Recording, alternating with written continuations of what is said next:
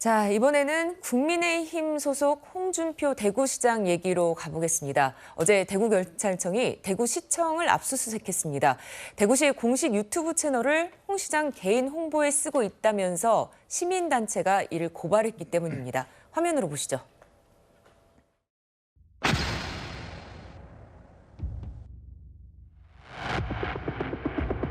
오늘 그동안에 아무런 조사 요청도 없이 대구시를 이렇게 압수수색하는 것에 대해서는 매우 유감스럽다는 말씀을 드립니다. 퀴어 축제로 인한 갈등 때문에 벌어진 상황이라는 지적에 대해서 어떻게 보십니까? 전혀 무관하다고 생각이 들지 않습니다. 오비일학이라고 하지 않습니까? 공권력의 집행도 오해받을 짓은 안 해야죠. 오늘 압수수색이 진행된다는 사실은 여기 경찰관들이 대구시에 도착하고 나서 연락을 받고 왔습니다.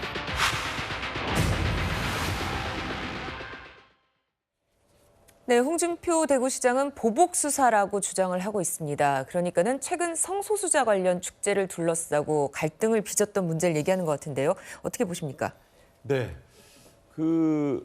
저희 채널A 뉴스에서도 여러 번 소개가 됐고 홍 시장이 그렇게 화를 내는 모습을 본 것도 참 오랜만이다. 공개적으로 대구시하고 대구 경찰이 막 싸우고 그랬잖아요. 자, 이 팩트를 보니까 지난 6월 9일 압수수색 연장을 신청해서 퀴어 축제 바로 전날인 16일에 법원이 발부를 했다는 거예요. 그러니까 이 주장에서 보면 압수수색 영장을 받은 게 퀴어 축제 전날인데 뭐가 관련이 있느냐, 무관하게 영장 집행을 한 것이다 이렇게 되는데 방금 얘기 나왔지만 오비일학, 까마귀가 날자 배가 떨어졌어요.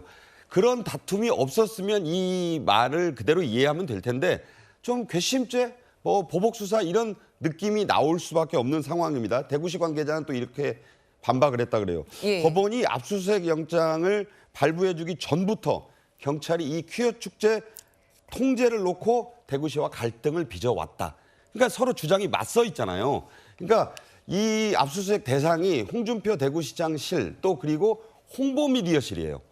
대구시의 예산을 가지고 3년 뒤에 있는 대선 홍보를 했다. 이 부분을 지금 문제 삼는 거잖아요. 어쨌든 정치적으로 해석될 소지가 지금 있는 사안이기 때문에 양쪽의 주장을 들어보면 네. 이쪽 얘기를 들어보면 이쪽 얘기가 맞고 저쪽 얘기 들어보면 저쪽 얘기가 맞는데 분명한 것은 그 나름의 팩트는 다 있어요. 하지만 경찰 입장에서 보면 적법한 진행이지만 하필 왜 이때? 이런 생각이 나는 거죠. 네.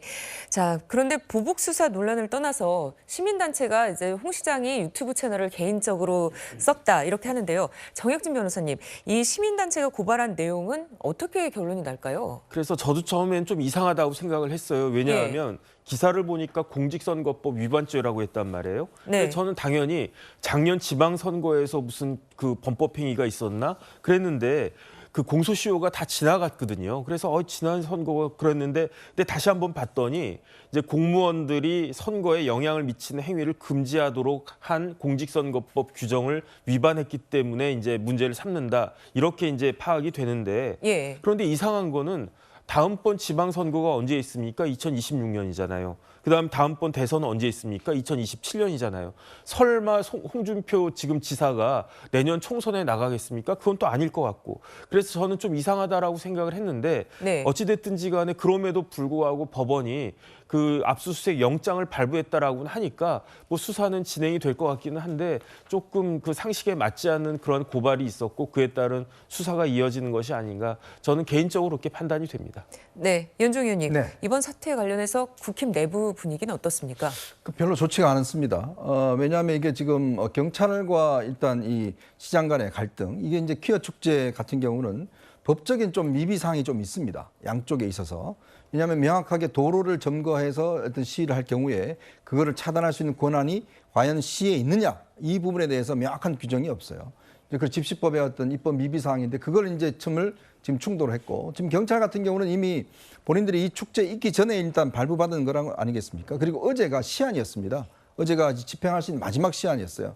그러니까 경찰도 사실은 고민을 많이 했어요. 지금 이 퀴어 축제가 있고 난 다음에 충돌이 있고 난 다음에 집행을 하면 이런 오해가 있는데 문제는 발부받아본 영장 자체를 집행하지 않으면 경찰이 바로 직무유기로 지금 처벌될 수 있거든요. 네. 그래서 어제 단행을 한 겁니다. 왜냐하면 본인들도 사건 들어온 것 자체를 수사를 안 할 수가 없는 상황 아니겠습니까? 더군다나 지금 논의가 되는 게 이제 지방 자치경찰이잖아요. 예. 자치경찰 만약에 자치경찰제가 진행됐다 그러면 이거는 시장이 지휘할 수 있는 겁니다. 네. 그러면 시장이 예를 들어서 자신의 어떤 정치적인 주장에 따라서 경찰을 움직일 수 있다 그러면 이거 굉장히 아마 문제가 됐을 것 같습니다. 그렇게 되면 이게 지금 좀 전에 봤지만 지금 경찰은 국가경찰이기 때문에 경찰에 따라 움직이는 건데 시장이 또 거기에 충돌하고 이렇게 되면 앞으로 한번 자치경찰제에 대한 상당히 부정적 여론이 일어나지 않겠는가라는 측면들 네. 그리고 홍준표 시장이 너무 과도하게 정치적으로 지금 뭔가 이걸 하고 있지 않느냐에 대한 지금 대통령실과 여당의 불편함이 좀 있는 것 같습니다. 네, 경찰과 충돌하고 있는 홍준표 시장 얘기까지 나눠봤습니다.